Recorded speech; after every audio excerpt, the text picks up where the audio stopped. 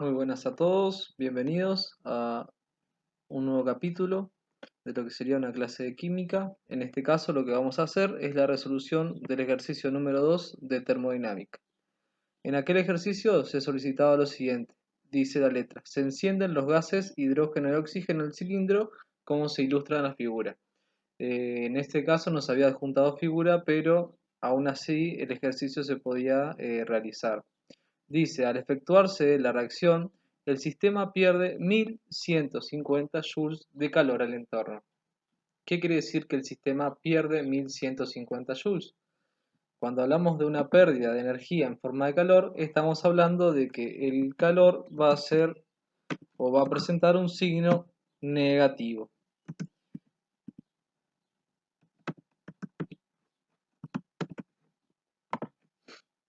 Luego dice, además, la reacción hace que el pistón se eleve al expandirse los gases calientes.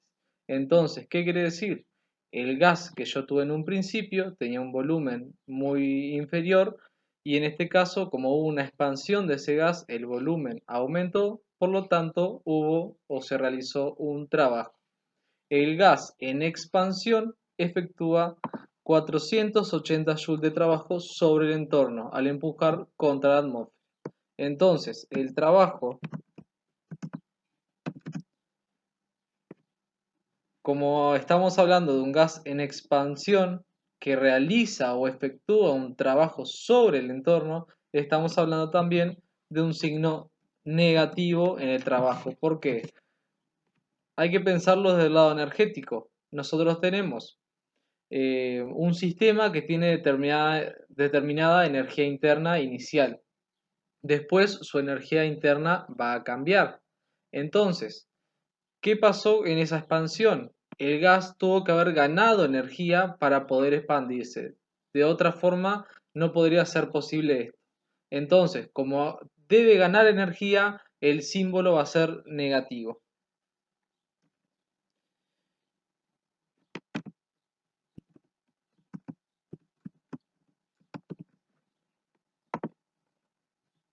Entonces, para el cálculo de la variación de energía interna, nosotros lo que hacemos es,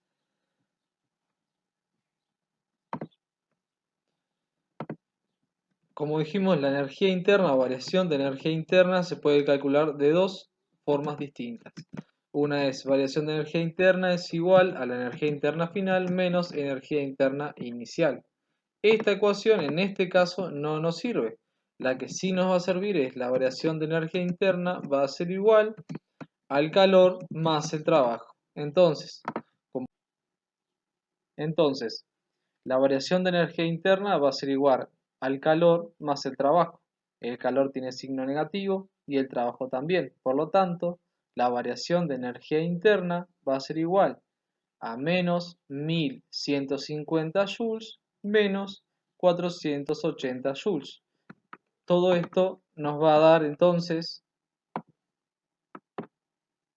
que la variación de energía interna es igual a menos 1630 joules. Esto es un método, una forma muy sencilla de calcular el cambio de energía interna de mi sistema. Entonces, ¿qué pasó con la energía interna? Como el valor de la variación de energía interna es negativa, mi sistema perdió energía. O sea que tiene una energía interna final muy pequeña con respecto a la energía interna inicial. Muy bien, nosotros en química trabajamos con lo que son funciones. Cuando hay una magnitud que depende de otra, por ejemplo, la variación de energía interna, como depende del calor, eso es una función donde hay una dependencia entre las dos magnitudes. Entonces, nosotros en química trabajamos mucho con este tipo de funciones, pero las funciones las clasificamos de dos maneras. Una forma de clasificarlos es una función de estado y otra forma son las funciones de trayectoria. Por ejemplo, la variación de energía interna es calculada como energía interna final menos energía interna inicial. ¿Qué quiere decir? Esta función donde depende la energía interna final, por ejemplo, de la variación de energía interna y viceversa, en este tipo de funciones estamos hablando de una función de estado, una función donde depende de los estados iniciales y finales y no de cómo haya llegado a estos estados. Entonces, la variación de energía interna es una función de estado. Por otra parte, existen también funciones de trayectoria. El trabajo es calculado como la presión por variación de volumen. El trabajo no puede ser calculado como trabajo final menos trabajo inicial. ¿Por qué? Porque el trabajo es una función de trayectoria. Depende de todo el camino, de todo el transcurso donde se haya realizado un trabajo. Por ejemplo, si nosotros hiciéramos un gráfico de presión en función del volumen, nos quedaría de esta manera, donde la presión, ¿sí?, se enfrenta al volumen y el trabajo es el área que se encuentra debajo de, de este gráfico. Entonces, se enfrenta la presión y los volúmenes, volumen final y volumen inicial, y todo el área debajo de esta curva o de esta recta, por ejemplo, en este caso, es el trabajo. Por lo tanto, no puede calcularse el trabajo como trabajo final menos trabajo inicial, sino que hay que analizar todo el trayecto o todo el recorrido que tuvo ese trabajo realizado. Otro ejemplo de función de trayectoria es el calor. El calor es una función de trayectoria porque no depende de los estados finales ni iniciales. Sin embargo, cuando la presión es constante, o sea que la presión se mantiene siempre igual, no varía, el trabajo puede ser igualado a lo que es la variación de entalpía. Ahora en este video vamos a indagar un poco más o adentrarnos en lo que es la relación entre calor a presión constante y la variación de entalpía. El calor, dijimos, es una función de trayectoria. Sin embargo, cuando la presión es constante, ¿sí?, y se iguala a lo que es la variación de entalpía, la variación de entalpía es una función de estado y no de trayectoria. Entonces, vamos a hacer el análisis. Nosotros dijimos que la variación de energía interna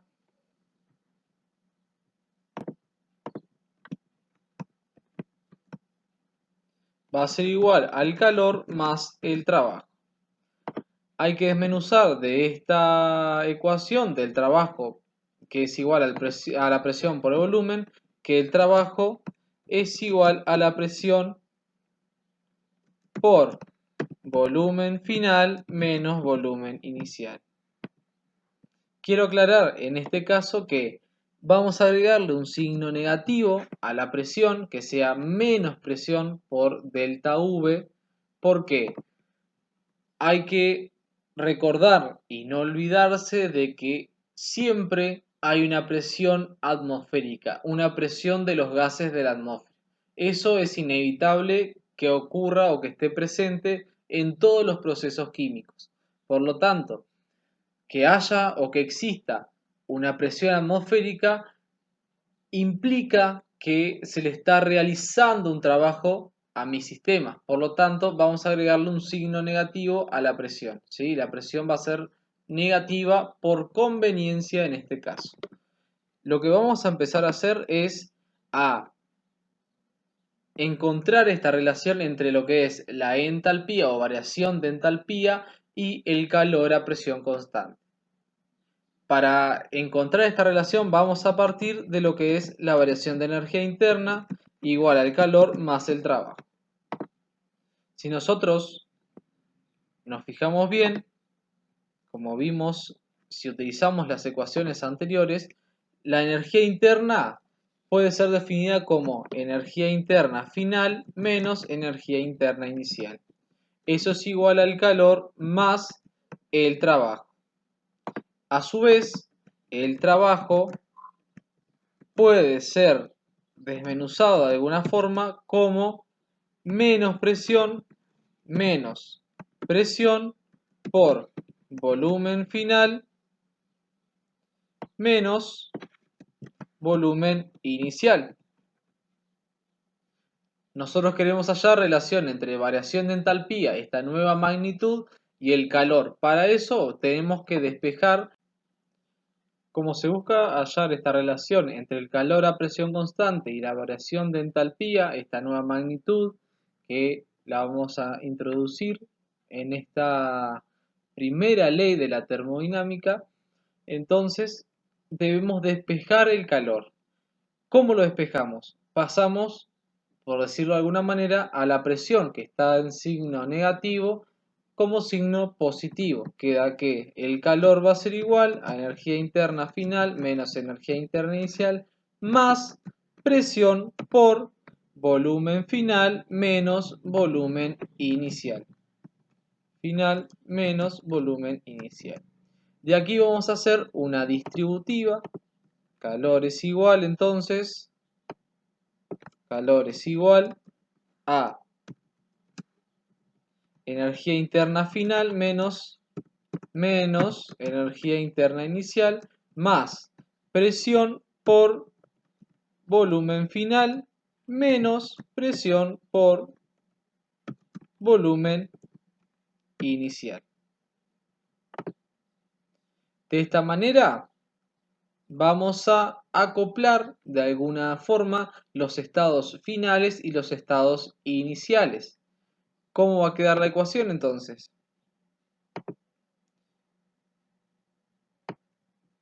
Calor va a ser igual a energía interna final más presión por volumen final menos energía interna inicial menos presión por volumen inicial.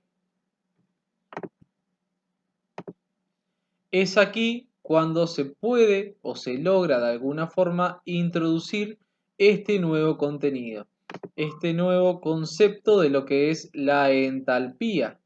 Entonces, cuando hablamos de entalpía nos referimos a la energía interna más el producto de la presión por el volumen. Si nosotros observamos en la ecuación que nos resultó, queda que el calor entonces, vamos a poner acá, el calor va a ser igual a energía interna final más presión por volumen final es entalpía final, menos energía interna inicial menos presión por volumen inicial es lo que es la entalpía inicial. Es por esto que Q es asociado a la variación de entalpía, siempre y cuando haya presión constante. Entonces, de esta manera logramos introducir un nuevo contenido, una nueva magnitud, que es la variación de entalpía. Esta variación de entalpía me ayuda a entender o a comprender qué ocurre en una reacción química cuando hay intercambios de calor. Por ejemplo, si la variación de entalpía presenta como resultado un valor negativo, el proceso es exotérmico. ¿Qué quiere decir que es exotérmico? Va a liberar energía en forma de calor. Sin embargo, si la entalpía es positiva, el proceso es un proceso endotérmico. ¿Qué quiere decir? Necesita calor para que ocurra la reacción o el proceso químico. Entonces, aclarando acá, de alguna forma u otra, vamos a poner exotérmico